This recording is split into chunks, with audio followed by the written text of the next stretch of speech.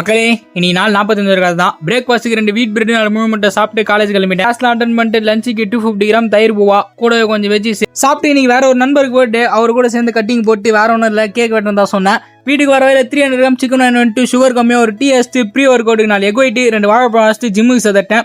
இன்னைக்கு லேட் தான் ட்ரைன் பண்ணேன். லேட் புல்டோனில் ஒரு 3 செட்டு டெட்லிஃப்ட் போலான்னு கம்மியாக எடுத்து வச்சேன். நம்ம போகிறத பார்த்துட்டு எல்லாம் வந்து போட ஆரம்பிச்சிட்டாங்க. நம்மளால வேற டெட்லிஃப்ட் போட்டு பெல்ட் அவுக்க முடியாமல் ரொம்ப கதட்டபிள். அப்புறம் வேற ஒரு ப்ரோ வந்து ட்ரை பண்ணாரு. இவரெல்லாம் யாருன்னா செஸ்ட் போட்டுருந்தாரு. நான் டெட்லிஃப்ட் போகிறத பார்த்துட்டு இவரு வந்து ட்ரை பண்ணியிருந்தாரு. டெட்லிஃப்ட்ல ஒரு 3 செட்டு போட்டேன். கடைசியாக ஒர்க் அவுட்லாம் போட்டதுக்கு அப்புறம் தான் தெரியுது எங்களுக்கு வெயிட் மாற்றி போட்டுக்கிறோம். ஒரு சைடு அதிகமாகவும் ஒரு சைடு கம்மியாக போட்டுக்கிறோம். டெட்லிஃப்ட் முடிச்சுட்டு சீட்டட் ட்ராயிங்ல ஒரு 3 செட்டு போட்டு அதோட பைசப் தான். இன்க்ளைன் பெஞ்சில் ஒரு 3 செட்டு ஈசட் பார்ல ஒரு 3 செட்டு.